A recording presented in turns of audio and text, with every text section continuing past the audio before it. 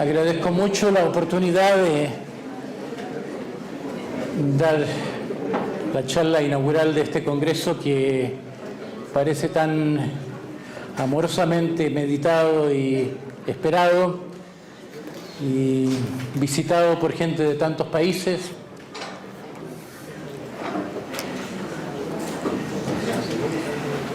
Y el título de lo que voy a hablar ya lo han escuchado, aunque la forma que yo le di fue la así llamada teoría de la Gestalt y la explicación de por qué la terapia Gestalt funciona. Tal vez como explicación preliminar debo confesar el origen subjetivo de muchos de mis pensamientos. Fritz Perls tocó muy profundamente mi vida, y cuando alguien toca muy profundamente la vida de uno, es muy fácil llegar a un momento en que uno se pregunta qué diría una persona, qué diría, cómo pensaría, cómo sentiría esto y lo otro, y no es difícil imaginar la respuesta. A mí me pasó especialmente después de que se murió Fritz, que empecé a sentir lo que él pensaría y lo que sentiría ante lo que decían sus herederos. Yo fui siempre una persona muy tímida en mi juventud y aún a los comienzos de mi vida profesional. A mí me sirvió el ejemplo de Fritz, que era un hombre muy fuerte, muy confrontativo, muy cortante, como para compensar mi timidez.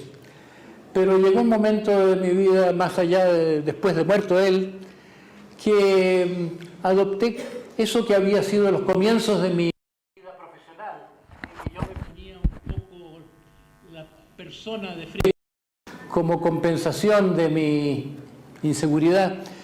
Esto tomó una forma diferente. Después de muerto él, sentí que era más bien como un ejercicio, ser más directo de lo que había sido, ser un poco blasfemo, ser un poco...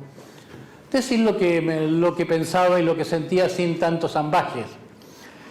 Y el resultado de eso fue que, al ser más directo y al ser más crítico sobre algunas cosas que veía en el desarrollo de la Gestalt como gremio, como comunidad, pasé a ser algo así como una oveja negra, como persona non grata a algunos, y eso fue también un estímulo importante. Y debo decir que no solo el aspecto crítico de ser más duro, sino que también esto de jugar a Fritz me llevó con el tiempo a querer completar un poco las cosas que él decía que no coincidían muy bien con lo que ofrecía, porque a veces era un poco altisonante. Fritz ofrecía la gran teoría, pero la práctica de sus contenidos no estaban a la altura, a mí me parece. Y he querido también como redondear la teoría. Bueno, eso como preludio personal. Lo que voy a abordar como tema, como ya escucharon, son dos cosas. Al decir la así llamada teoría, quiero decir que ya de plano que lo que se da en llamar el cuerpo teórico de la Gestalt no me parece que llegue a la altura de lo que en ciencia se llama una teoría. Es un conjunto de opiniones enlazadas por un sentir, enlazadas por una coherencia interna, pero no tanto como un cuerpo de conocimiento sistemático, ni menos una explicación. Pero ya entraré más en el por qué digo eso. Y sin embargo, me parece que esta teoría no es realmente lo que importó ni aquello que inspiró a Fritz Perls. Hoy en día hay mucha gente que reitera la idea de que La Gestalt fue un acto de co-creación en que fue muy importante la posición de Laura. Y yo tuve amistad con Laura, una buena amistad hasta el fin de sus días. Cada vez que venía a Berkeley compartíamos alguna comida. Y a pesar de todo eso, nunca dudé de que, a pesar de la injusticia de Fritz, que era una persona muy difícil y que borró a mucha gente de sus agradecimientos, que no dio créditos a mucha gente por algunas influencias reales, a pesar de todo eso, no creo que se pueda decir que Laura fue o nadie más co-creadora, sino en un sentido muy relativo. No creo que existiría la Gestalt sin Fritz Perls, que fue un verdadero padre de este movimiento cultural. Esa es mi convicción, y por lo tanto cuando hablo de la explicación de lo que la Gestalt hace, la explicación de por qué la terapia Gestalt funciona, me he interesado en la terapia que yo conocí de Fritz Perls, sin que esto signifique que es una terapia que no puede evolucionar. Bueno, ahora al tema propiamente tal. Hablando de las bases teóricas, las influencias, tenemos que empezar por el hecho de que Fritz Perls fue un psicoanalista. Fue un psicoanalista analizado por Fenigel, por Reich, que tuvo como análisis didacta a Karen Horney, una persona que llegó a decir en su vejez: psicoanálisis, te he dado los mejores años de mi vida, con humor y un poco de regrets, ¿cómo se dice? Como el sentimiento de haber perdido tiempo también, ¿no? Arrepentimiento, sí. Fritz fue, ante todo, un psicoanalista por mucho tiempo. Su práctica se empezó a transformar cuando migró a Sudáfrica. Se sintió más libre del gremio psicoanalítico.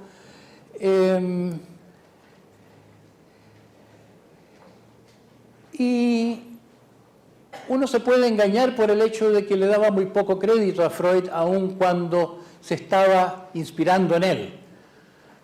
Por ejemplo, cuando habla de defensa, se enumera 22, como si no importara mucho lo que Freud dijo al respecto. En realidad, ni Freud mismo sabía lo que dijo al respecto, porque era un hombre muy creativo que continuamente estaba descubriendo nuevas cosas y nunca tuvo una visión panorámica de su propia obra. Por ejemplo, en Defensa fue Anna Freud quien hizo la primera sistematización de eso. Fritz tomaba ideas de Freud y les ponía otro nombre o las decía de una forma que ya parecían superadas. Y yo creo que tenemos que tomar en cuenta en este aspecto de la teoría que él empezó a formular con Ego, Hunger and Aggression, el ego, hambre y agresión, tenemos que tomar en cuenta un factor subjetivo y caracterial. Fritz tuvo una competencia muy fuerte con Freud. Era un hombre eminentemente competitivo y su principal competidor fue Freud en la vida. Tiene incluso una pintura en que está enfrentado él con Freud. Entonces, el psicoanálisis fue algo que usaba, pero lo usaba un poco como el comodín, como un jugador de póker que tiene un comodín en el bolsillo del chaleco. Usaba la experiencia psicoanalítica y poco a poco sobre esa experiencia que le había llegado a través de su formación analítica, agregaba formas de intervención distintas. Y hay psicoanalistas hoy en día que hacen eso. Son una minoría, pero hay psicoanalistas que están tomando prestadas muchas de las intervenciones de la Gestalt, así como también hay psicoanalistas que están tomando prestadas cosas de la terapia cognitiva y otras. Entonces hay una continuidad del psicoanálisis, una transformación del psicoanálisis en el trabajo de la Gestalt y un ignorar el psicoanálisis aparentemente, retóricamente. Y si queremos preguntarnos, bueno, ¿qué es lo que queda del psicoanálisis? Yo pondría como prioridad decir que la la técnica básica, porque el psicoanálisis también hubo una gran manía de teorizar, que era la manía personal de Freud. Era casi una cuestión caracterial caricaturesca de Freud, que uno cuando lee los casos a veces da un poco vergüenza, cuanto más interesado está en la teoría que en la persona que tiene al frente. Freud dio con la asociación libre, no entraré en la historia de la asociación libre, empezó con la hipnosis, llegó en un momento a reemplazar el trance hipnótico con esta técnica de la asociación libre, y Fritz le dio una vuelta a la asociación libre y la transformó en el continuum atencional, no sé cómo la llaman en Argentina, continuum de conciencia. La verdad es que awareness tal vez no tenga palabra más cercana que conciencia, a menos que uno quiera entrar en rebuscamientos. ¿Cuál es la diferencia? En ambos casos es el fluir de la mente, pero en un caso se pierde mucho tiempo en traducir pensamientos en palabras. Los pensamientos pertenecen al mundo de las palabras. Y eso lleva a la posibilidad de que la asociación libre funcione como disociación libre, como también solía bromear Peirce. A veces es un viaje de descubrimiento en la asociación libre, otras veces la persona se distrae sistemáticamente de sus vivencias, de sus emociones, de su conciencia del presente. Porque en el darle forma verbal a los pensamientos que ya tuvo, casi no atiende a lo que está pasando en el momento. Segunda transformación, en el psicoanálisis no existe la asociación libre como una técnica independiente. El psicoanálisis en el psicoanálisis la idea central es la asociación libre en conjunción con el análisis de la resistencia. Se analiza la resistencia a la asociación libre y así se va haciendo más libre esa asociación hasta que se cumple con ese criterio que Ferenczi proponía, que cuando el paciente logra hacer asociación libre ya puede darse por terminado el psicoanálisis. Bueno, aquí también hay una transformación. En la Gestalt no es la resistencia a la técnica de la asociación libre, no es la resistencia específica a la intimidad de la comunicación sin censura y otros aspectos de esa técnica específica.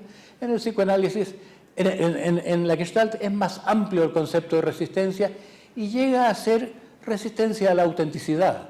El terapeuta es una persona que tiene muy buen ojo. Primero era la resistencia al contacto, resistencia al ejercicio del continuum de la conciencia. ¿Por qué la persona se distrae con explicaciones? ¿Por qué la persona se pone a contar una historia? ¿Por qué la persona interrumpe la regla de ir comunicando el sentir, la vivencia del momento y se va en estos desvíos? Esos eran los primeros indicios de que allí hay algo que mirar, algo, por allí se está colando una patología. Pero en el Fritz de los últimos tiempos, que el que yo conocía en California, teníamos un genio que tenía esa virtud de ver lo grotesco en las personas, de ver la deformidad. Una persona que conoce la salud tiene una capacidad de ver muy pronto, como él mismo decía, los huecos del otro. Hay una explicación en algunos de sus libros. Hay gente que tiene un hueco en el corazón, otras personas no tienen ojos, enajenados sus ojos, está como siempre mirándose desde un público. Hay personas que no tienen sensibilidad y otras personas que les sobra esto. Él tenía esta capacidad de ver lo que le falta, de ver los huecos del otro. Entonces yo creería que también es todo una derivación de la resistencia, ver las zonas muertas del otro. Otra transformación, transformación del recuerdo en el returning o la presentificación del pasado. Hay un poco un doble lenguaje en la retórica de la Gestalt. Se habla mucho del aquí y ahora y no se habla de cuánto se trabaja con el pasado. Parecería, si uno lee la pura teoría, que no se habla del pasado. No, O sea, se trata mucho con el pasado, pero se lo presentifica, se lo trae acá, al presente.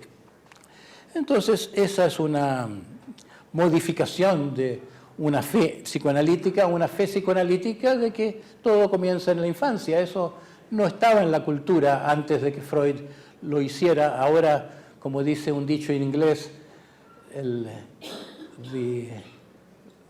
child is father of the man. El niño es el padre del adulto.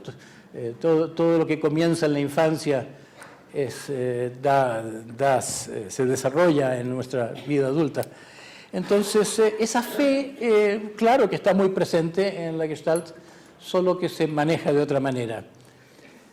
También la idea de hacer consciente el inconsciente, que era casi la definición de Freud, donde está el inconsciente, estará el consciente, definición del psicoanálisis. En la Gestalt a veces se quiere cambiar esa retórica. Es como si no es que haya consciente e inconsciente, solo que hay distintas maneras de configurar los fragmentos de la realidad en una Gestalt. Uno, así como en el famoso ejemplo de la mujer joven y la mujer vieja, que se usa tanto como ilustración para el principio de la Gestalt. Si uno ve de una manera, se queda pegado en esa manera, cuesta ver de otra manera. Entonces lo que llamamos inconsciente es un quedarse pegado en una manera de ver y no poder soltar esa manera de ver, no soltar un prejuicio de que esa es la manera de configurar la interpretación.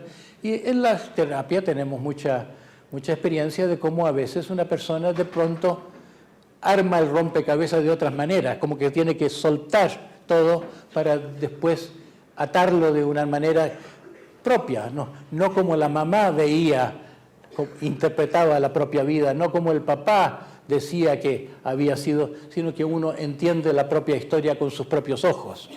Entonces llámeselo eso, hacerse consciente de otra cosa, o llámelo uno ver una Gestalt que estaba oculta por otra Gestalt. Son, yo creo, detalles. Hay cosas que Fritz no toma del psicoanálisis y me parece que es interesante también. Fritz prácticamente no toma del psicoanálisis las mismas cosas que Karen Horney no toma. No toma el complejo de Edipo, nunca habla de la sexualización, del amor del niño por la madre o por el padre.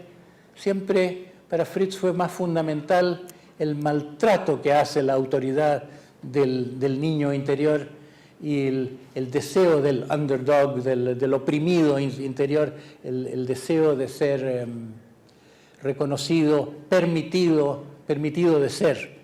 Se puede decir que hay ahí un asunto amoroso más que esa transformación que hizo Freud de la teoría instintiva. Y el instinto de la muerte tampoco en Freud, en Fritz, a menos que uno lo confunda con el hambre, que es cosa discutible. Si yo me pregunto qué del psicoanálisis es lo fundamental, la herencia fundamental del psicoanálisis, qué es lo que más diferencia hace en el mundo de la Gestalt, yo sí diría sin vacilar que eso que después un poco pintorescamente llamó Fritz el top dog, el superego. El superego fue realmente un descubrimiento de Nietzsche, aunque no le dio nombre. Fue Nietzsche el hombre cuya conciencia penetró el engaño del moralismo. Fue un hombre que solucionó, que fue más allá del moralismo de su madre dominante y supo ver que esa obligación de ver las cosas de acuerdo a esos cánones del bien y del mal eran una manipulación y no una ética verdadera. Freud ha sido citado diciendo que Nietzsche fue el hombre que más se comprendió en la historia. Yo creo que también lo debe haber sentido de Sófocles después de ver Edipo y sentir que esa búsqueda de la verdad en Edipo, cueste lo que cueste y duela lo que duela, lo impresionó profundamente, más allá del complejo de Edipo, entre comillas, específicamente.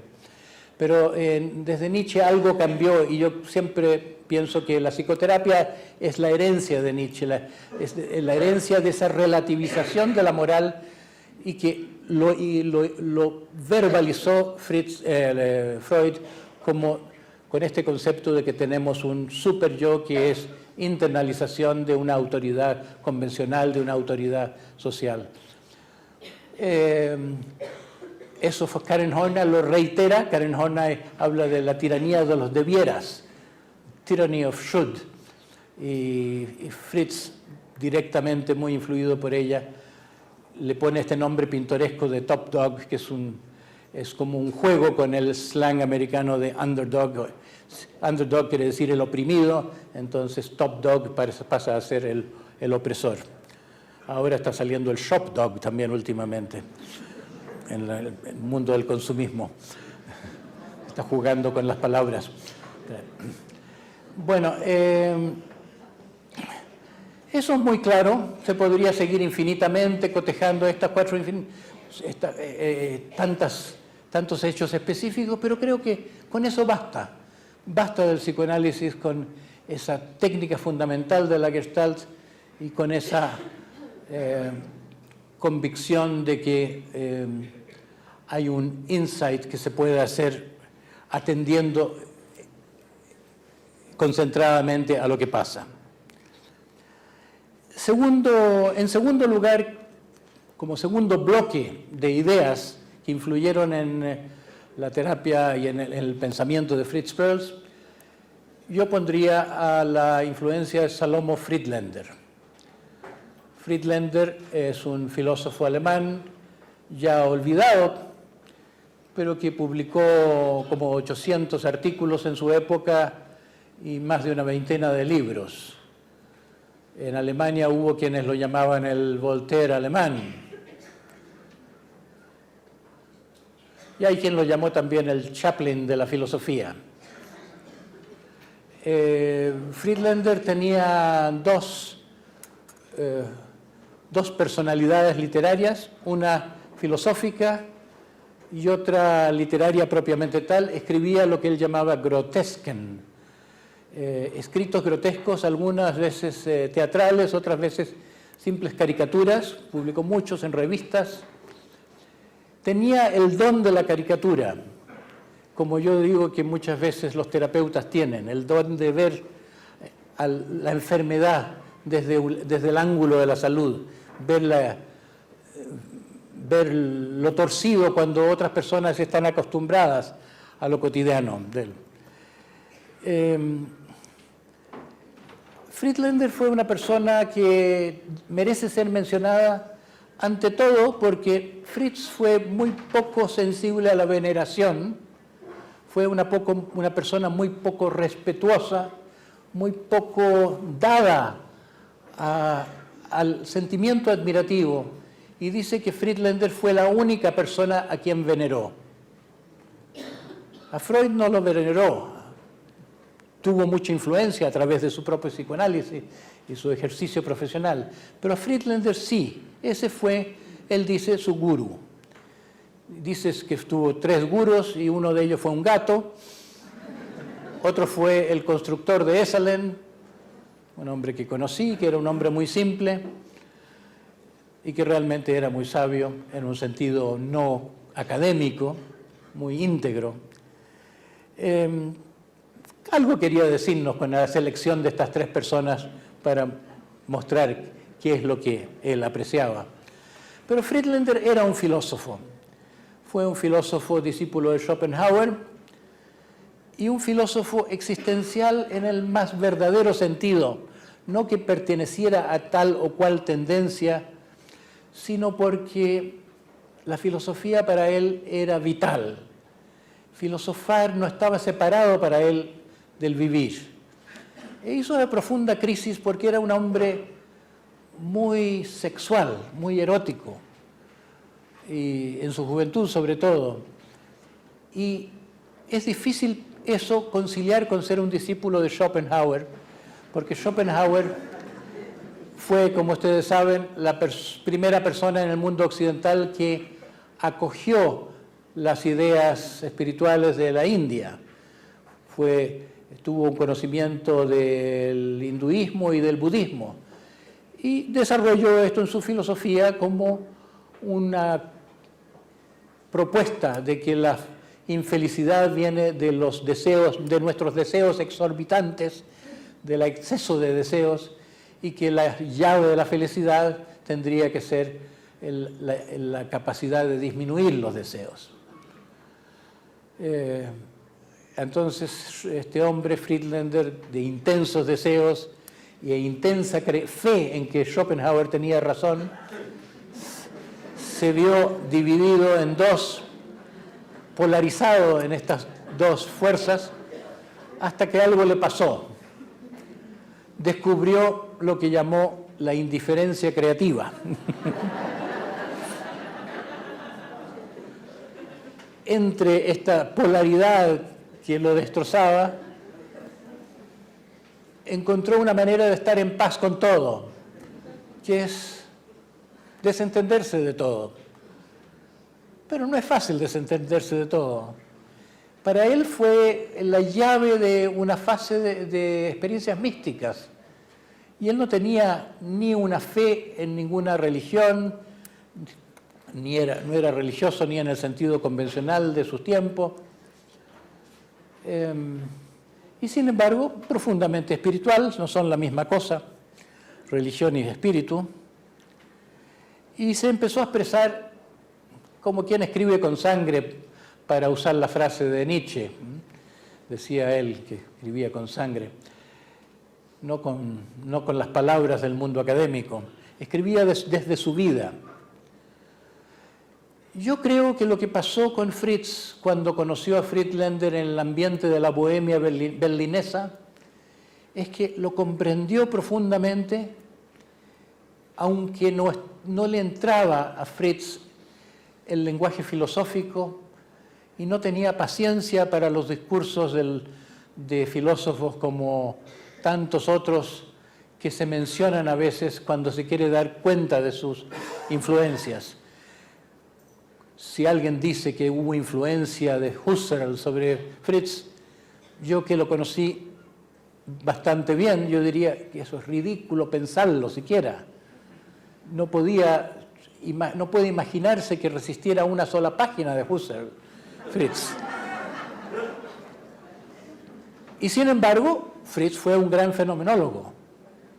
Fue mejor fenomenólogo de muchos que hablan de fenomenología, porque se interesaba en desvestir el fenómeno, de concentrar la mente en la experiencia vivida más allá de los conceptos.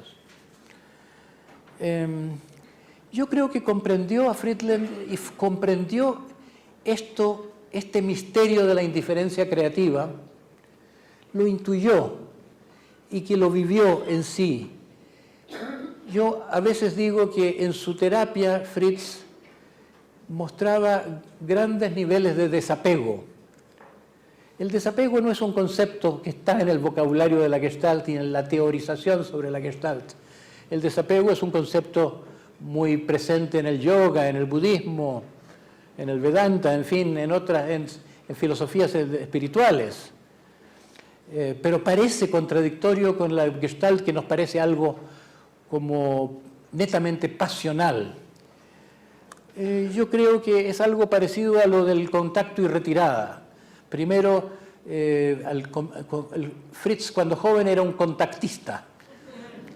Le gustaba mucho, como él era una persona de mucho contacto, de mucha extraversión activa, favorecía, le parecía que la raíz de la enfermedad es lo fóbico, avoidance, se decía, la evitación. Después yo lo vi una vez un documental que se hizo con un encuentro sobre el Maharishi, el maestro de meditación. Y Maharishi naturalmente hablaba de la cura a través de la meditación, que es una retirada del mundo y una retirada del pensamiento. Y Fritz allí expuso lo que era su credo a esa altura de su vida, en los tiempos de Esalen. Contacto, retirada, el equilibrio entre el contacto y la retirada. Entonces, algo así con lo de la indiferencia creativa. Él a veces ayudaba a la gente dramatizando o incitando a la gente a dramatizar. A veces ayudaba a la gente desdramatizando. Podía una persona acercarse a gatas mendigando amor y la actitud más seductora, y él podía responder haciéndole a su cigarro, así como botando la ceniza de su cigarro, ¿no? Y pareciendo mucho más interesado en su cigarro que en esta mujer que venía haciendo tanto despliegue dramático. O podía Fritz a una persona que estaba llorando por el pasado de vez en cuando decir con suma lucidez, una lucidez que no era una frase, que era una convicción: ¿y cuánto más presupuestas tú llorar por este asunto? Minutos, días, años, o vas a dar eso por un pasado algún día, ¿no? Una vez en una sesión conmigo, yo estaba hablando con una voz plañidera y me dijo: me parece como un perro que le está ladrando a la luna. Yo lo que te puedo ofrecer, yo voy a sentir compasión por ti a las 4 de la tarde.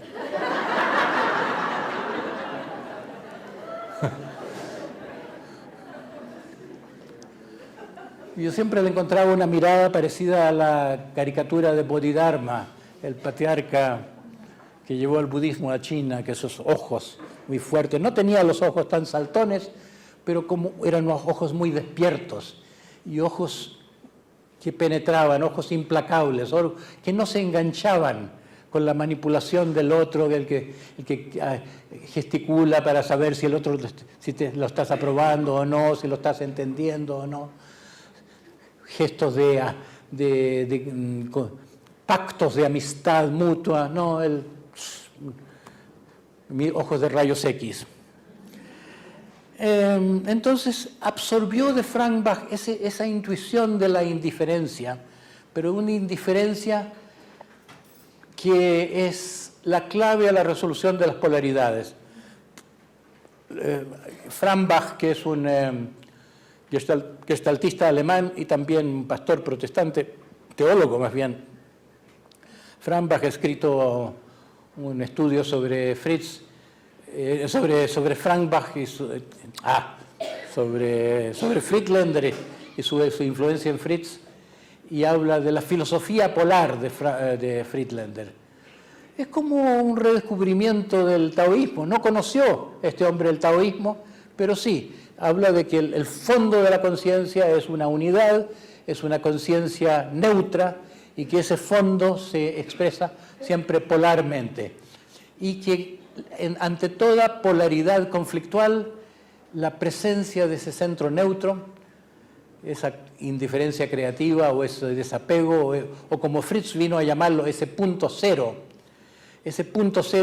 permite que los conflictos ya no son la misma cosa. No es que dejen de ser lo que son las dos partes en conflicto, pero la contradicción se transforma en complementariedad. La situación conflictual es distinta cuando empiezan los polos a bailar uno con otro, a colaborar el uno con el otro. Entran en una armonía que no estaba presente en la situación más patológica. Entonces, ese es un planteamiento muy importante que tiene resabios de filosofía oriental y que hizo que tanto se comparó a Fritz en la época californiana con un maestro zen. Se sentía que tenía que estaba simplemente ahí, que tenía una neutralidad en la cual podía caber una gran fuerza, en la cual podía caber una gran empatía con las pasiones de otros, pero que era algo con lo cual no estaba plenamente identificado. Para darles una idea de Friedländer, me parece que una buena forma es citar algunos aforismos. Él escribió, el primer libro realmente importante que escribió se llamó La indiferencia creativa. A mí me costó mucho conseguir ese libro. Gracias a Laura Pearls pude fotocopiarlo y hablé un poco sobre ese tema en el Congreso de Valencia, el Internacional de Valencia, hace ya más de 10 años atrás, unos 15 por lo menos yo creo. Y en ese mismo libro que trata en una prosa pesada del tema, tiene unos aforismos que yo creo que eran su estilo favorito, así como Nietzsche también tendía a escribir aforísticamente. Y les voy a leer algunos para dar una idea de el mundo de pensamiento en que se movía, que no es fácil, es difícil en el sentido que es difícil la poesía. A ver, la propedéutica para la creación es el olvidar lo preexistente. La divinidad propia constituye el sol vivo del mundo entero, pero Dios mismo es ateo.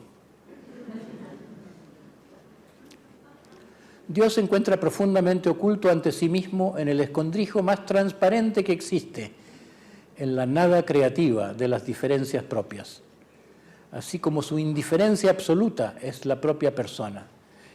La indiferencia absoluta en la propia persona. Dicho llanamente, en el pecho. Dios está en el pecho. El ser humano es un parásito de su propia divinidad. Está bueno eso, ¿no? El ser humano es un parásito de la propia divinidad. La costumbre es la polarización de lo absolutamente desacostumbrado que somos nosotros mismos. Pero la creación más peligrosa del Creador es el olvido de sí mismo. El sujeto propio no es ningún ser humano, sino que el humano es un guardián de ese sol de soles.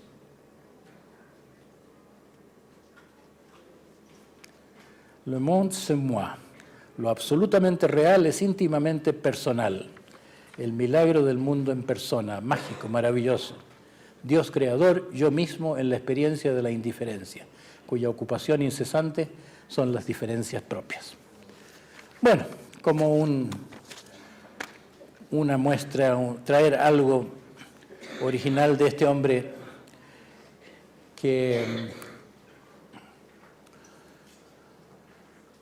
cuyo último libro se llamó El Yo Mágico, pero toda su vida era un tema, lo que llaman a veces el self, el núcleo central de la persona, que para él era un núcleo vacío, tal como en el taoísmo o como en el budismo. Un núcleo que escapa al mapa conceptual, un núcleo que no puede ser traducido en conceptos, y de allí su neutralidad también.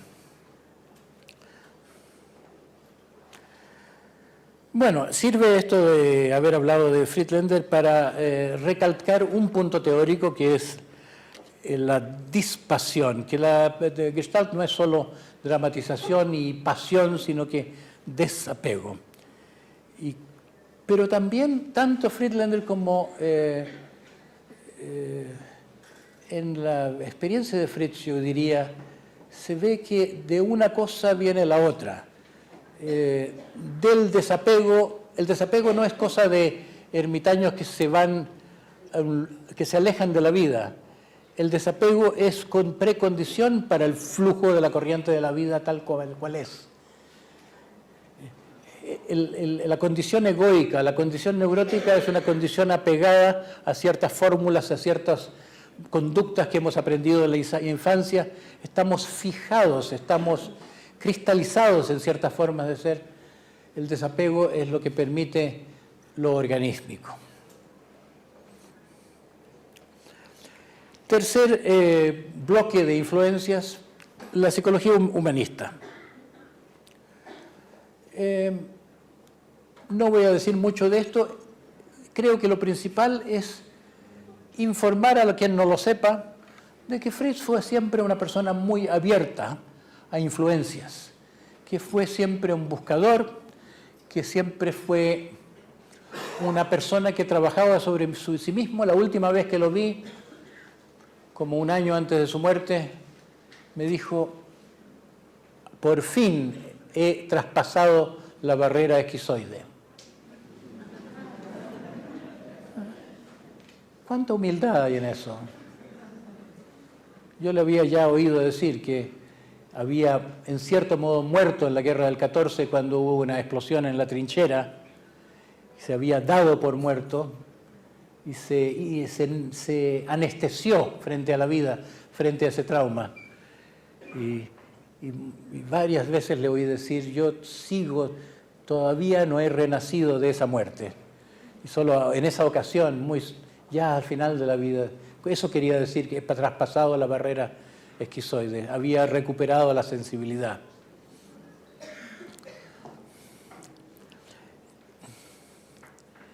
Entonces, en este estar abierto a influencias, era natural que influyera sobre él su experiencia de diletante en el teatro, era natural que influyera sobre él la cienciología, o como se llamaba en esa época, el preludio a la cienciología, el Dianetics.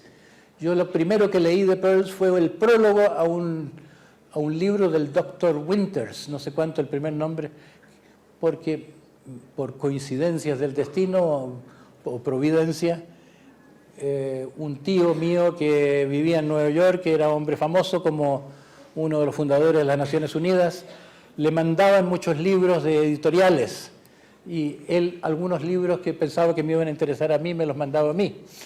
Entonces me llegó este libro sobre A Doctor's Report on Dianetics. Un doctor, así como que querían que uno que tuviera el prestigio de profesional de la medicina dijera algo sobre esta cosa tan extraña de la dienética de Ron Hubbard, que hasta el día de hoy tiene más o menos mala fama en el mundo terapéutico. Bueno, Fritz escribió el prólogo a eso, y no solo escribió el prólogo, sino que fue influido por eso. Esto de volver al pasado no para recordar en forma abstracta como el psicoanálisis, sino sumirse en el recuerdo con los olores, con los sabores, revivir el pasado. Yo creo que lo tomó de ahí principalmente. Otra cosa que Fritz usaba mucho es la repetición de ciertas frases. Te voy a decir una frase, repítela. Mamá, ¿dónde estás? Esa era una que le oí más de una vez. Y las personas empezaban, mamá, ¿dónde estás? Mamá, ¿dónde estás? Mamá, ¿dónde estás? Bueno, estoy acelerando el proceso, pero poco a poco todos conocemos el efecto, como la repetición poco a poco va favoreciendo la amplificación por el contacto reiterado con una vivencia. Tenía mucho arte en elegir la frase que le decía, cuando le decía aquí a una persona.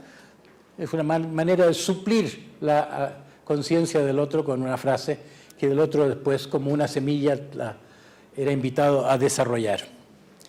Entonces, entre estas influencias, algunas declaraba y otras no.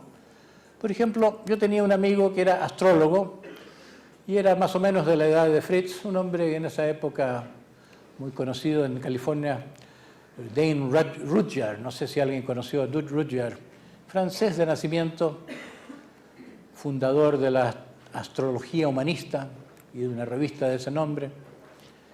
Era músico también, improvisaba muy bien al piano. Tuve la suerte de que se interesara en venir a uno de mis talleres y así trabé amistad con él, uno de los hombres interesantes que he conocido en la vida. Y él se dio un paseo con Fritz en esos días ahí. Y después me dice a mí, le pregunté a Fritz, ¿por qué no menciona a Moreno? Y la respuesta que me dio es, Moreno es famoso, no necesita que yo le haga propaganda.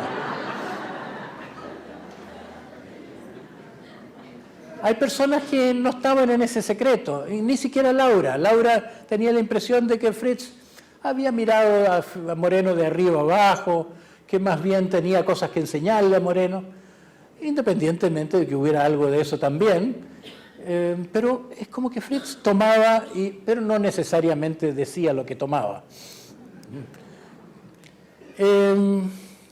Pero sí, de todas las influencias de la psicología humanista, las más explícitas, quiero mencionarlas. le gustaba mucho, tenía mucha simpatía por Eric Berne, citaba muchas veces el lenguaje de Eric Berne, los malos juegos, muchas veces pese a la intención de no diagnosticar, de no interpretar, le decía a una persona, ahí está jugando al idiota, playing the fool, o haciéndote el pobrecito de mí. Usaba esos rótulos de Eric Berne. Y eso es una cosa muy generosa de él, extrañamente. A Berne tenía simpatía. Y otra persona con quien era muy explícito en la gratitud y el reconocimiento era con Rogers. Y claro que fue una gran cosa para él entrar en la cultura de los grupos, sobre todo con su periodo californiano, la cultura de los grupos de encuentro. A veces se dice que él no hacía propiamente grupo de encuentro, que el modelo de su forma de hacer terapia era el trabajo individual en el contexto del grupo. Eso es más aparente que real. En primer lugar, porque estar en un grupo de Fritz siempre implicaba el compromiso de que en cualquier momento uno es interpelado o puede ser llamado a salir a la silla caliente o como quiera que se llamase. En primer lugar, había un intercambio grupal, pero el efecto, todos lo conocemos esto, el efecto de un desnudamiento, de la intimidad de una persona en un contexto grupal, es un efecto más poderoso que el desnudamiento ante un terapeuta aislado, simplemente porque el grupo es un poco la representación del mundo. Si uno logra hacer un cambio de punto de vista frente a un grupo, eso tiene una mayor posibilidad de trasladarse a la vida que en una alianza, en un episodio prácticamente secreto con un terapeuta individual. Bueno, ahí lo dejo, porque eso basta con decir grupos para comprender que esa fue toda una avalancha de influencias del movimiento de grupos, y coincidió, claro, Fritz en Esalen con Will Schutz, que era el representante de todo ese movimiento. Otro capítulo de este hacer acopio de influencias. Ahí juntaría teoría de la forma o Gestalt, el holismo, la teoría del campo, la ciencia de los sistemas de von Bertalanffy y la semántica general de Korzybski. No cabe duda que Fritz simpatizaba con las ideas de todos estos pensadores. Ya Karen Horney, de quien fue una persona tan cercana a él y quien fue quien lo trajo a Estados Unidos, en cierto modo, porque le dio el affidavit. Ya ella, si uno lee el libro de Arrietty, esos volúmenes sobre Handbook of Psychiatry, el manual de psiquiatría de Arrietty, Karen Horney no aparece como psicoanalista, aparece en la sección sobre holismo. Entonces tuvo dos influencias holísticas grandes, Horney y Goldstein. Goldstein, que tanto levantó la bandera de que uno no busca satisfacción de instintos, sino que busca la realización de las propias potencialidades como finalidad más completa de la vida. Eso, la teoría del campo de Kurt Lewin, eran cosas afines a Fritz. ¿Para qué decir la teoría de la forma? Pero una vez que hemos acogido todo eso, como él era un buen perceptor de formas, yo recuerdo una vez que vino un violinista a consultarlo, había pasado por muchas terapias este violinista, y tenía un calambre del cuello, estaba retirándose de la profesión porque ya no podía tocar el violín en vista de este calambre. Y Fritz, a diferencia de otros terapeutas, le pidió que tocara el violín. No le bastaba con que el otro le contara la historia de cómo tenía sus síntomas. A ver, yo quiero verte tocar el violín. Y el hombre tocaba el violín como hecho un nudo desde la cabeza a los pies. Así que era cosa de deshacer ese nudo poco a poco, ir atendiendo a su cuerpo, a que no hiciera esos movimientos innecesarios. Era un reentrenamiento. Él tenía esa mirada para lo obvio, que también tuvo Moshe Feldenkrais, que tampoco creó un sistema, sino que tenía el genio de poder desenredar cualquier nudo creativamente. Pero una vez que uno reconoce todo eso, mi comentario es el siguiente. ¿Cómo la gente no reconoce la fraudulencia de el charlatanismo de pretender que un conjunto de nociones que Fritz había recogido del ambiente científico de su tiempo llegasen a constituir un cuerpo de conocimientos y que ese conjunto pudiese considerar una teoría? A mí me parece completamente obvio que ese conjunto de nociones es un conjunto de nociones que uno acoge con simpatía, que uno que conoce a Fritz se siente interesado, que él conoce un poco, que es perfectamente cierto lo que dice, tomado de ciencia de sistemas, de la continuidad de organismo y ambiente, y tantas otras cosas. Pero pretender que eso es la teoría de la Gestalt, a mí me parece que es confundir algo que se elaboró como un pasaporte para el mundo académico, algo que se le pidió, especialmente que la contribución de Goodman fue algo que Fritz contrató a Goodman para que no estuviera la Gestalt en calzoncillos en el mundo académico. En ese momento el mundo era muy académico, el monopolio del psicoanálisis necesitaba ser enfrentado con algo, con palabras, Fue yo digo, un acto de prestidigitación. Yo lo entiendo como un acto de prestidigitación. En algún momento en Nueva York se decidió, se va a llamar esto que estamos haciendo, se va a llamar psicoterapia existencial o se va a llamar terapia Gestalt.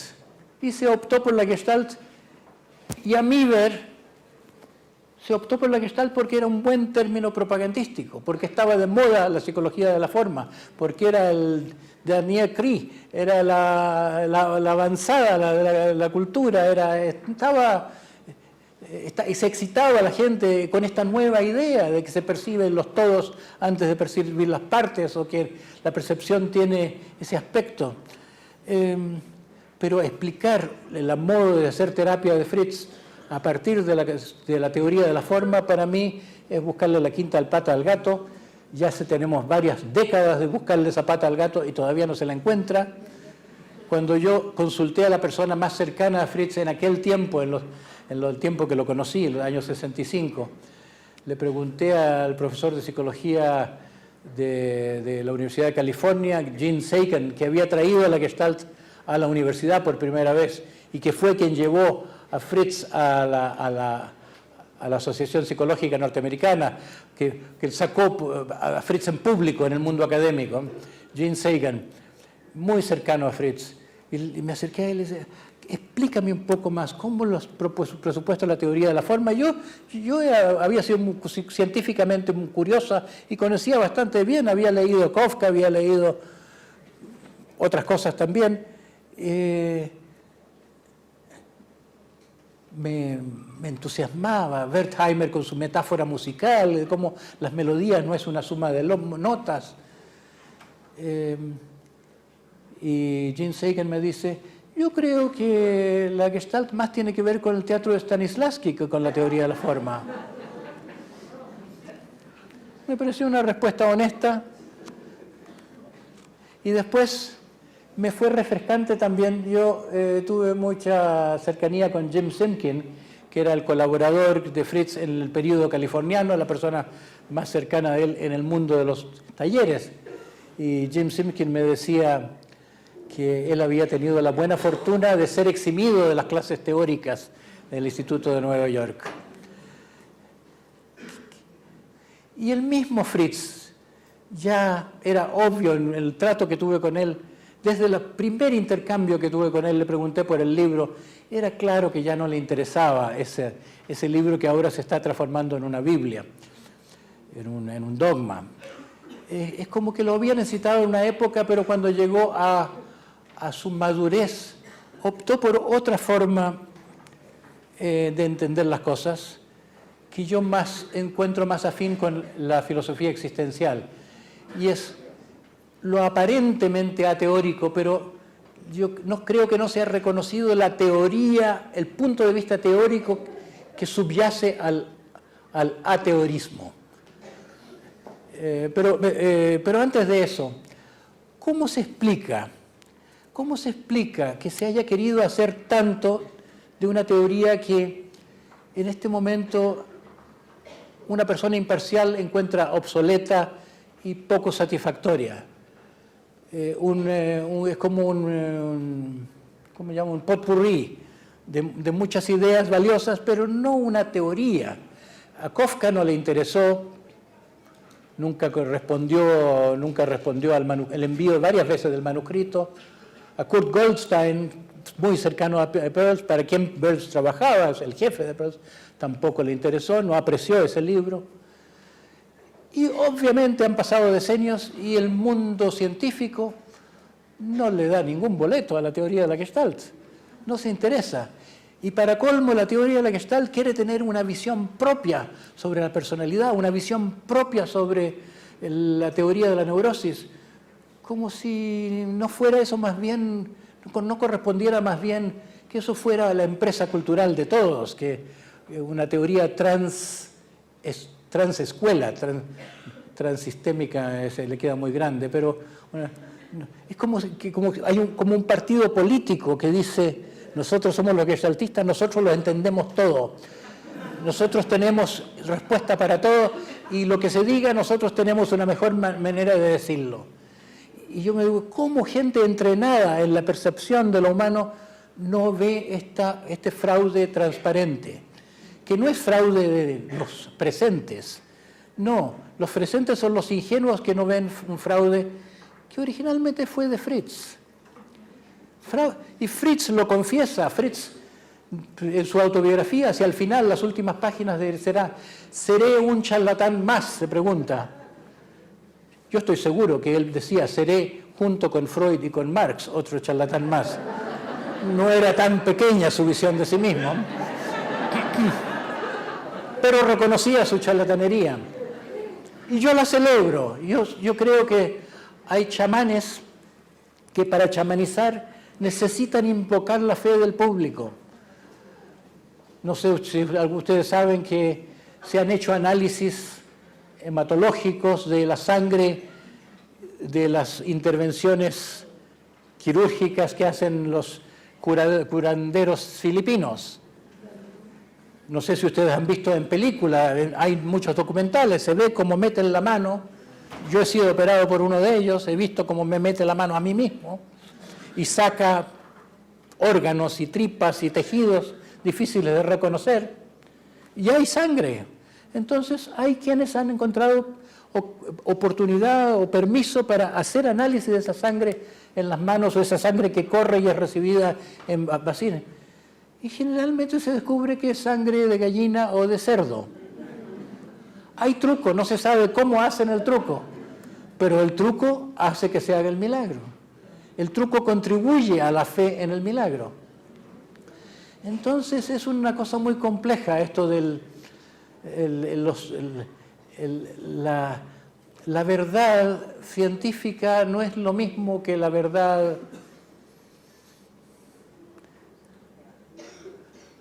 de los oráculos. Por ejemplo, un oráculo dice algo que va a influir en tu mente para que hagas esto o aquello. Y según hagas esto o aquello, vas a llegar a una verdad o no. Son afirmaciones que crean verdad, no que se ciñen a una verdad preestablecida. Entonces, yo personalmente no tengo yo no soy un denigrador de Fritz porque usó propaganda, pero estoy decepcionado que los sucesores quieran seguir en esa actitud propagandista con una teoría falsa, creando muchas ideas sobrevaloradas. La teoría de la Gestalt está muy llena de fetiches. En la semiología de la psicosis se llama ideas sobrevaloradas a ciertas cosas que son ciertas, pero están demasiado cargadas de emoción, se les da demasiada importancia. Entonces, el contacto. El contacto puede servir para hablar de muchas cosas, puede transmitir muchas cosas, pero hay un contactismo dogmático. ¿Es el contacto o el awareness que predomina? Hay la escuela del contacto y la escuela del darse cuenta. Hay ideología. El contacto a mí personalmente me parece una palabra ambigua, porque a veces quiere decir contacto con uno mismo, y eso podría uno llamarlo más bien conciencia o capacidad de vivenciar. Eso que cultiva el fenomenólogo, entrar en la experiencia, sumirse más a fondo en la experiencia. Es como estar en más contacto, en contacto más profundo. Se usa la metáfora del contacto, pero es muy distinto el sentido cuando es contacto con el otro. ¿Qué quiere decir contacto con el otro? Relación. Pero la diferencia entre las palabras contacto y relación es que la palabra relación pertenece al mundo humano, se presta solo para los seres humanos. La palabra contacto viene de la física, de la química, contacto de dos cuerpos, es un vestigio de una actitud, naturalista de ciencias duras. Es como el espíritu de Freud y de Reich, que todavía perdura, en que eran muy cientificistas. Entonces a mí no me entusiasma la palabra contacto, no tengo nada en contra, prefiero la palabra relación, pero eso me hace un blasfemo.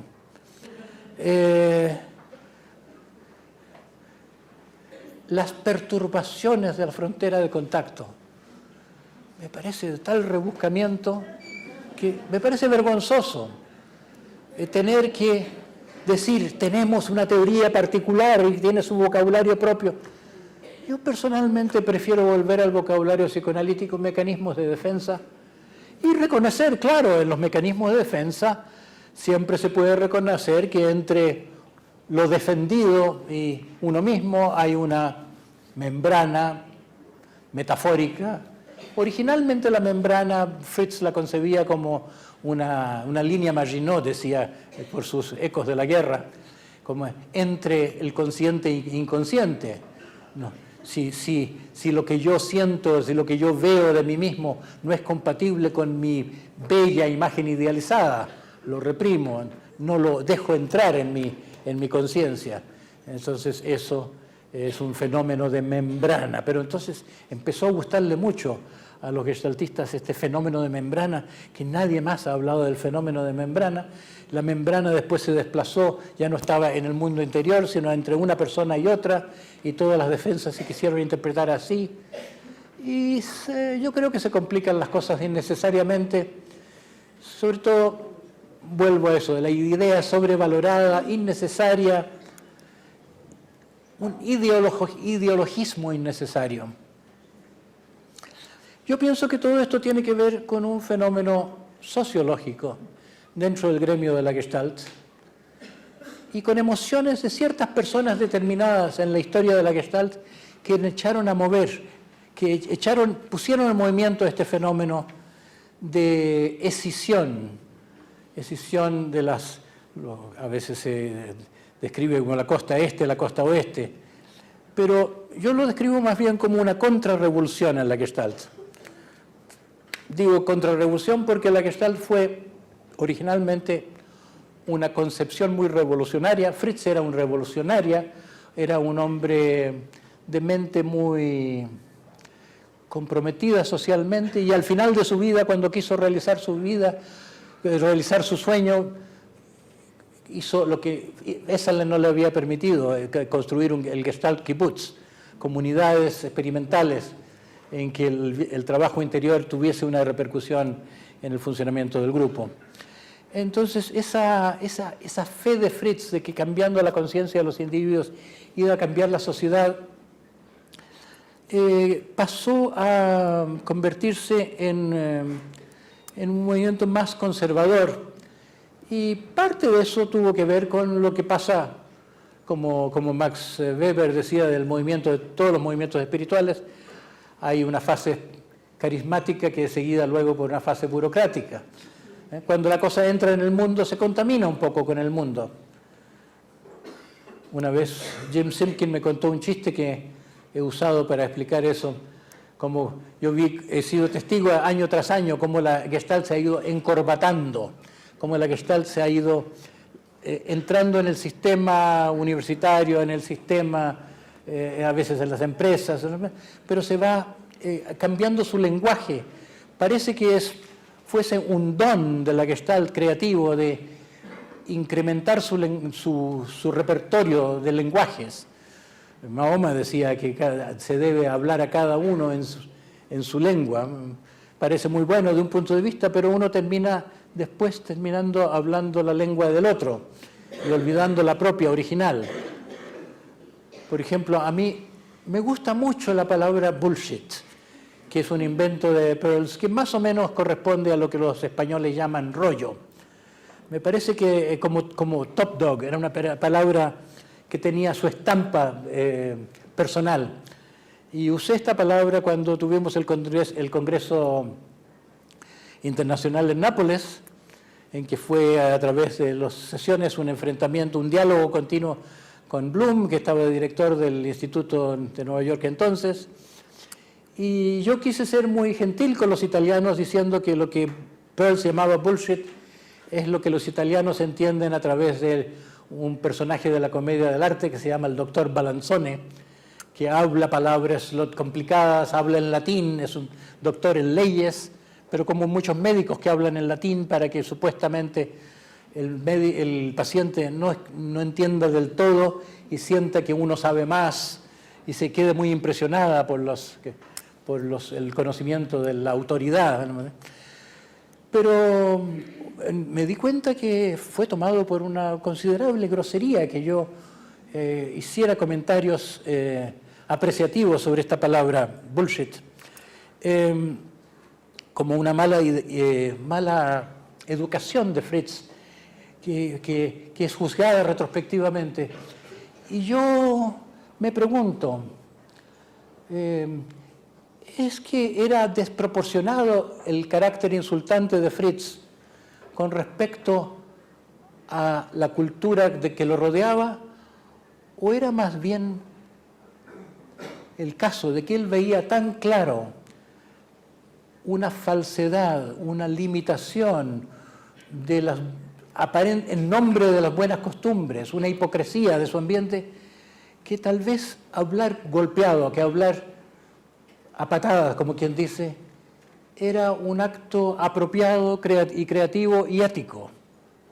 Y cuando pienso así, pienso en Diógenes.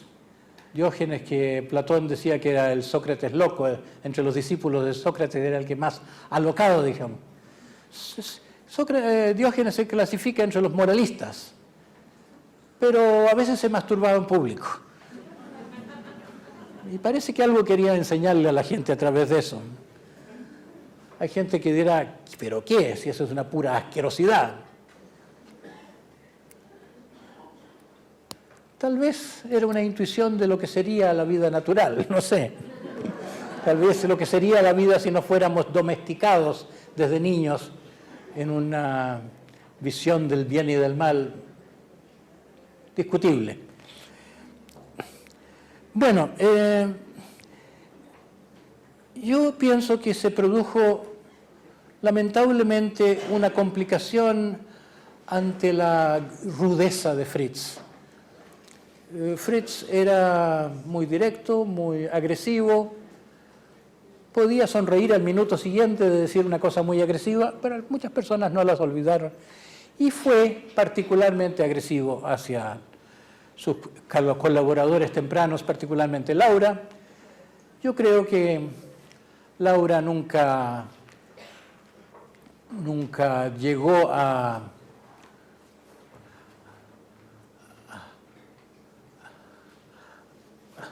nunca llegó a dejar atrás la ira, sobre todo después de la muerte de Fritz, de no haber sido heredera, cosas del último momento.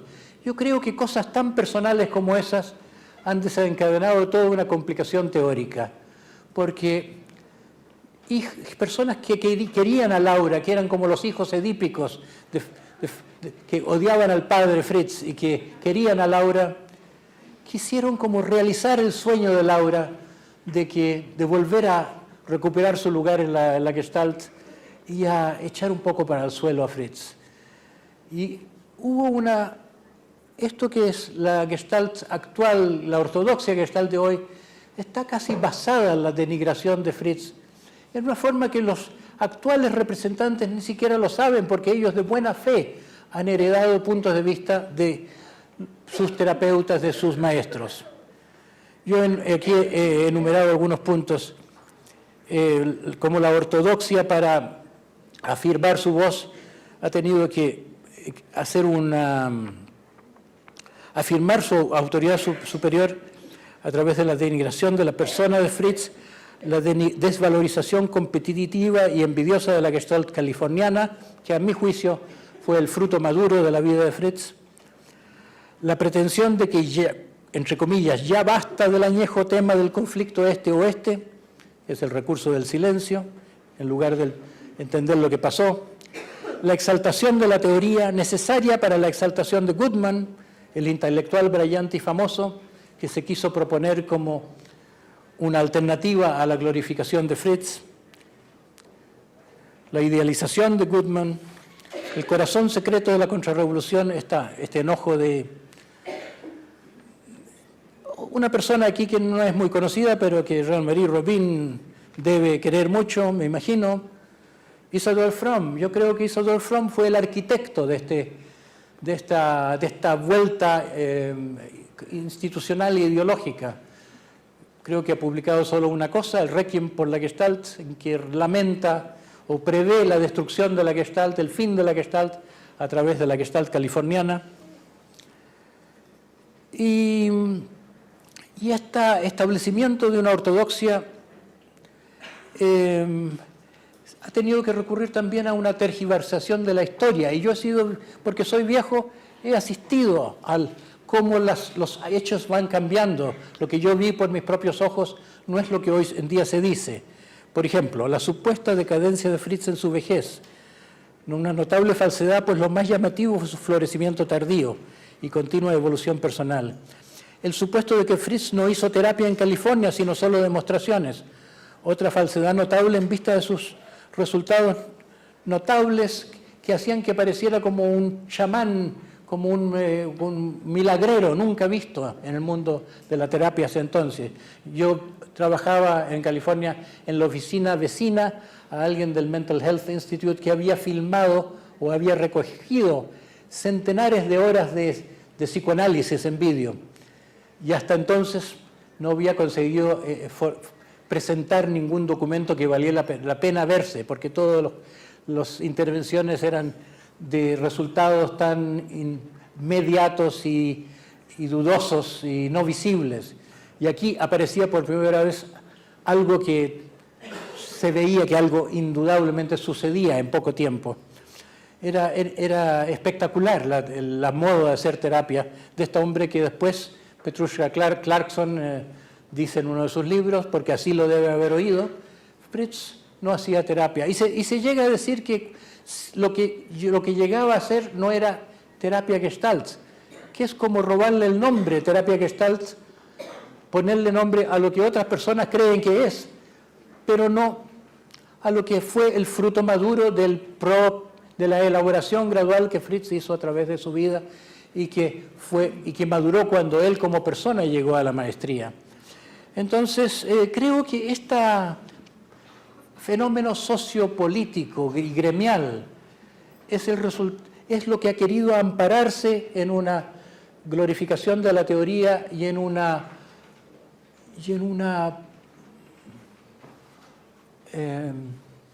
querer rellenar huecos teóricos con ideas que no dan para tanto.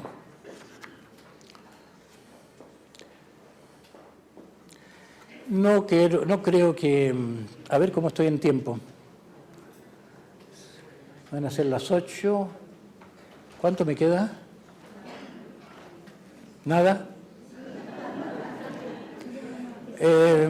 Pensando en lo que iba a hacer aquí, hice un comentario escrito de unas páginas de Goodman para transmitir algo de lo mistificador que me parece su retórica y cómo a cada línea me parece que estoy leyendo más que al texto, leyendo a Goodman, con su grandiosidad y con su pretender que de una plumada le puede cambiar a le puede cambiar a Freud las instancias psíquicas poniendo en vez del superyo la personalidad, cuando ni siquiera es una tríada lógica hablar de id, ego y personalidad, pero la personalidad está en el id, está en el ego y en el superego, está en todo. Es como decir, vamos a cambiar en vez de cabeza, tronco y cabeza, tronco y extremidades, vamos a poner cabeza, tronco y huesos. Los huesos están en todas partes y son muy importantes los huesos. Claro, muy importantes los huesos. A veces esas afirmaciones de la Gestalt es como si alguien dijera, ahora vamos a explicar lo que pasa entre la gente tomando en cuenta un hecho científico innegable y muy importante, la gravedad. Entonces, el yo y el tú existen en un campo gravitatorio, nadie puede negar eso. Y lo que yo te digo no sería distinto si hubiera una variación muy diferente del campo gravitacional. Bueno, esa es más o menos mi metáfora, lo que siento frente a todo esto y en resumidas cuentas, cuando he estado en otros momentos de la vida en que estaba jugando a Fritz, yo decía Gestalt Therapy is bullshit. En ambientes de habla inglesa, el mismo Fritz decía elephant shit. La terapia gestáltica, la teoría de la Gestalt es caca de vaca, caca de elefante. Me decía, hay de pollo, de vaca y de elefante según el vocabulario humorístico del Fritz el Viejo. El Fritz el irresponsable, según dijeron en Nueva York. Bueno,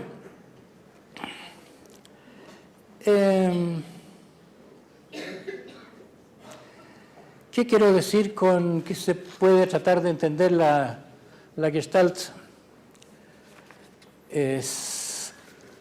con ojos frescos, mirando más bien a la práctica y viendo qué explicaciones necesita la práctica? Aquí escribí algo que me salió hasta con un poco de ritmo, así que voy a leerlo. La verdadera teoría de la Gestalt no fue puesta en palabras, y sin embargo está ahí, como visión implícita, en la mente de Peirce, que podemos intuir y hacer explícita. Si me pregunto cuál sería la respuesta de Fritz a la pregunta por un principio fundamental de la Gestalt, imagino que su respuesta no sería el contacto ni la facultad de percibir en forma holística, sino el aquí y ahora, la conciencia del presente. Eso que en el budismo se llama mindfulness, cuya vivencia los fenomenólogos quieren desnudar de interpretaciones conceptuales y cuya esencia es ese awareness que en el vocabulario de los gestaltistas hispanoparlantes se llama darse cuenta. Pero hay en la Gestalt, es decir, en la praxis de Fritz Perls, algo tan importante como el awareness, y de hace tiempo vengo diciendo que la Gestalt no solo descansa sobre la simple base de la vivencia del presente, sino sobre una polaridad. Dos pilares fundamentales y complementarios: el awareness y la función organísmica, el darse cuenta y una disposición a la entrega, a la propia y auténtica espontaneidad. He propuesto que estos dos pilares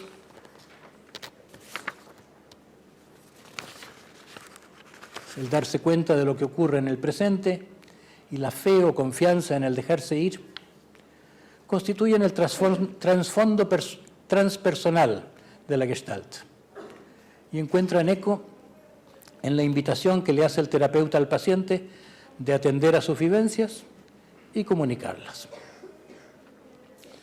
En ese contexto utiliza el terapeuta sus dos manos, aquella con que estimula la expresión, verbal o no verbal, del ser verdadero del otro, y aquella con la que hace algo como lo que pretendía Miguel Ángel hacer con el cincel, quitarle a un bloque lo que le sobra para dejar la escultura que alberga en su interior al descubierto. Pero estas dos manos, la que estimula la expresión de la vida y la que desestimula la patología caracterial, son también expresiones de la polaridad fundamental entre la lucidez de la mirada neutra y el conocimiento a través de la expresión. Polaridad entre la desdramatización del desapego y la dramatización que da forma a la corriente de la vida, polaridad que no es otra que aquella que estaba en el corazón de los misterios griegos, entre Apolo y Dionisio.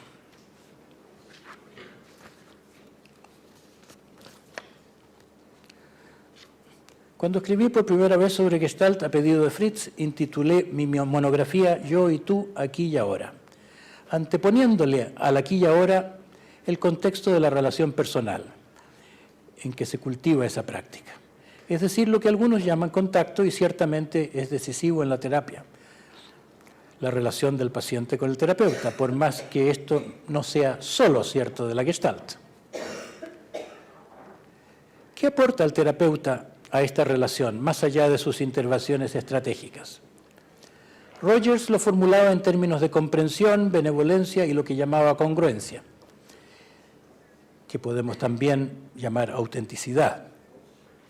Y creo que sea evidente que, en principio, lo que caracteriza a la Gestalt es una mayor disposición del terapeuta a mostrarse, o en otras palabras, una mayor disposición al encuentro. Pero la magia del contacto no es sino un contagio, por el cual el nivel de conciencia de un terapeuta más despierto a su interioridad y por lo tanto más capaz de entender a los demás, pasa al otro. Y la mayor libertad o autenticidad de uno que ha trabajado en sí mismo estimula lo mismo en el otro. Y todo ello es tanto más contagioso en la medida de la cercanía de la relación. Pues en la Gestalt de Peirce no había límites claros entre la terapia y la vida, o el simple encuentro libre entre dos personas, ni siquiera reglas de la psicoterapia o cosas que la terapia debiera excluir. Hoy en día hasta el psicoanálisis ha llegado a anteponerle la relación al insight y alude por relación a un factor afectivo más allá del puro análisis de la transferencia.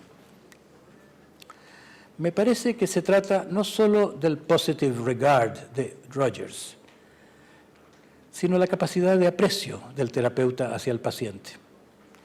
Tales cosas que son funciones de la salud mental son aspectos del amor, un asunto que en la así llamada teoría de la Gestalt brilla por su ausencia, pero que ninguna teoría de la personalidad o ninguna teoría de la neurosis puede desconocer y seguramente los gestaltistas futuros incorporarán a su vocabulario.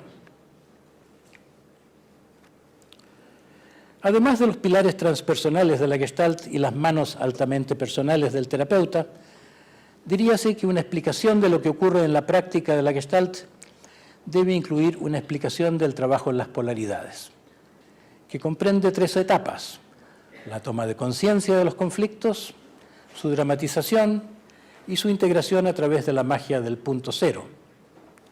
Pero como está a la vista, el trabajo de las polaridades no es sino el juego de la polaridad fundamental, que comprende tanto el darse cuenta como la dramatización de los antagonismos intrapsíquicos en el presente, además de la transformación del conflicto en el seno del campo vacío, que no es sino nuestra identidad más profunda. Así, a una formulación conceptual de la praxis de la Gestalt, una formulación podría consistir en el tríptico de aquí y ahora, libertad organísmica e integración de las polaridades en conflicto. Pero debe agregarse la consideración de que el tercero de estos ítems es ya un lugar de encuentro entre el principio de la conciencia y el principio de la vida. Aquí tenemos en el hotel, ¿cómo es? Luz y fuerza. principios a los que vengo proponiendo llamar apolíneo y dionisíaco respectivamente. La conciencia en sí es neutra, tan naturalmente desapegada como el espacio que no se deja mojar por el agua. Y porque Apolo mira desde lejos, sus flechas son certeras. Su mirada, como la del águila, es fría y desapasionada, y su desapego es el secreto de su lucidez. Apolo, dios de la medicina, de la armonía y del autoconocimiento, destruye a los monstruos con sus flechas, que no son diferentes a su mirada, y así sirve a la vida. Y el que el oráculo de Apolo en Delfos antiguamente albergara la tumba de Dionisio nos revela la comprensión que tenían los griegos de la complementariedad entre la lucidez neutra y la embriaguez de la corriente de la vida. La conciencia entonces no solo es lucidez, sino neutralidad vacía, y de ese desapego desapasionado depende que podamos sana, entusiasta y amorosamente fluir según los misteriosos dictados de la vida. Y a la inversa, la pérdida de nuestro punto cero central y su lucidez llevan a la desintegración de nuestra función organísmica y el renacimiento de los monstruos pasionales. Si seguimos el espíritu de Fritz, seguiremos combinando en nuestra práctica el ejercicio de nuestra creatividad con toda clase de recursos que se van generando con la evolución de la psicoterapia. Pero si nos preguntamos acerca del verdadero legado de Fritz, creo que debemos encontrarlos, más allá de sus escritos y también de sus técnicas, en una conciencia, en cuya transmisión implícita se distinguió. Conciencia que lo hizo tanto un profeta del aquí y ahora como un apóstol de Dionisio. Como se ve, mi deseo de formular conceptualmente el fundamento de la Gestalt me ha llevado a la dimensión espiritual de la vida. Y lo que comenzó por ser un simple darse cuenta y un dejarse llevar por los impulsos naturales, se ha transformado en aspectos de la existencia que en la antigüedad merecieron llamarse dioses. Y lejos de parecerme un capricho subjetivo, el elevar la conciencia o la entrega a la corriente de la vida a un status divino, me parece que hacerlo sea un reconocimiento de que más allá de la mediocre conciencia y la mediocre entrega de la condición neurótica, nuestra naturaleza es tan sagrada e infinita como nuestra capacidad de comprenderla.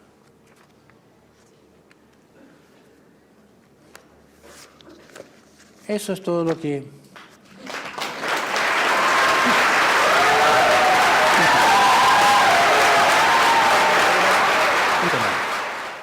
en que se cultiva esa práctica. Es decir, lo que algunos llaman contacto y ciertamente es decisivo en la terapia, la relación del paciente con el terapeuta, por más que esto no sea solo hacia la Gestalt. ¿Qué aporta el terapeuta a esta relación, más allá de sus intervenciones estratégicas? Rogers lo formulaba en términos de comprensión, benevolencia y lo que llamaba congruencia, que podemos también llamar autenticidad. Y creo que sea evidente que en principio lo que caracteriza a la Gestalt es una mayor disposición del terapeuta a mostrarse, o en otras palabras, una mayor disposición al encuentro. Pero la magia del contacto no es sino un contagio, por el cual el nivel de conciencia de un terapeuta más despierto a su interioridad y por lo tanto más capaz de entender a los demás, pasa al otro. Y la mayor libertad o autenticidad de uno que ha trabajado en sí mismo estimula lo mismo en el otro. Y todo ello es tanto más contagioso en la medida de la cercanía de la relación. Pues en la Gestalt de Peirce no había límites claros entre la terapia y la vida, o el simple encuentro libre entre dos personas, ni siquiera reglas de la psicoterapia o cosas que la terapia debiera excluir. Hoy en día hasta el psicoanálisis ha llegado a anteponerle la relación al insight y alude por relación a un factor afectivo más allá del puro análisis de la transferencia. Me parece que se trata no solo del positive regard de Rogers, sino la capacidad de aprecio del terapeuta hacia el paciente. Tales cosas que son funciones de la salud mental son aspectos del amor, un asunto que en la así llamada teoría de la Gestalt brilla por su ausencia, pero que ninguna teoría de la personalidad o ninguna teoría de la neurosis puede desconocer, y seguramente los gestaltistas futuros incorporarán a su vocabulario. Además de los pilares transpersonales de la Gestalt y las manos altamente personales del terapeuta, diríase que una explicación de lo que ocurre en la práctica de la Gestalt debe incluir una explicación del trabajo en las polaridades, que comprende 3 etapas: la toma de conciencia de los conflictos, su dramatización y su integración a través de la magia del punto cero. Pero como está a la vista, el trabajo de las polaridades no es sino el juego de la polaridad fundamental, que comprende tanto el darse cuenta como la dramatización de los antagonismos intrapsíquicos en el presente, además de la transformación del conflicto en el seno del campo vacío, que no es sino nuestra identidad más profunda. Así, a una formulación conceptual de la praxis de la Gestalt una formulación podría consistir en el tríptico de aquí y ahora, libertad organísmica e integración de las polaridades en conflicto. Pero debe agregarse la consideración de que el tercero de estos ítems es ya un lugar de encuentro entre el principio de la conciencia y el principio de la vida. Aquí tenemos en el hotel, ¿cómo es? Luz y fuerza. Principios a los que vengo proponiendo llamar apolíneo y dionisíaco respectivamente. La conciencia en sí es neutra, tan naturalmente desapegada como el espacio que no se deja mojar por el agua. Y porque Apolo mira desde lejos, sus flechas son certeras. Su mirada, como la del águila, es fría y desapasionada, y su desapego es el secreto de su lucidez. Apolo, dios de la medicina, de la armonía y del autoconocimiento, destruye a los monstruos con sus flechas, que no son diferentes a su mirada, y así sirve a la vida. Y el que el oráculo de Apolo en Delfos antiguamente albergara la tumba de Dionisio nos revela la comprensión que tenían los griegos de la complementariedad entre la lucidez neutra y la embriaguez de la corriente de la vida. La conciencia entonces no solo es lucidez, sino neutralidad vacía, y de ese desapego desapasionado depende que podamos sana, entusiasta y amorosamente fluir según los misteriosos dictados de la vida. Y a la inversa, la pérdida de nuestro punto cero central y su lucidez llevan a la desintegración de nuestra función organísmica y el renacimiento de los monstruos pasionales.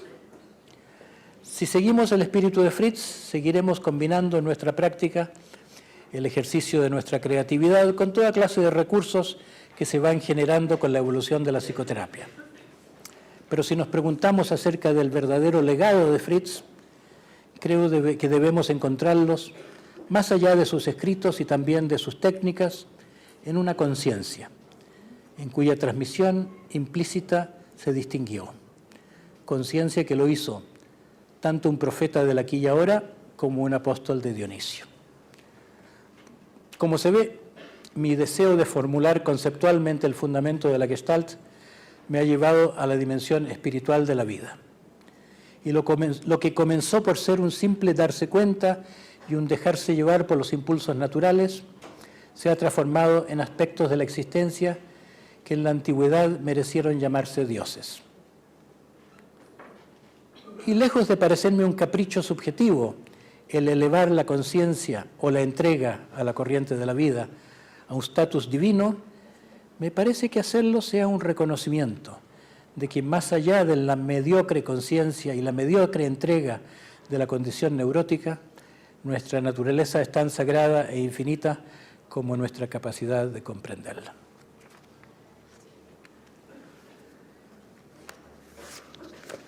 Eso es todo lo que...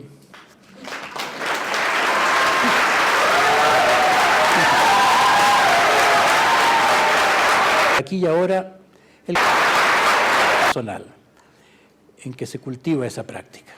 Es decir, lo que algunos llaman contacto y ciertamente es decisivo en la terapia. la relación del paciente con el terapeuta, por más que esto no sea solo cierto de la Gestalt. ¿Qué aporta el terapeuta a esta relación, más allá de sus intervenciones estratégicas?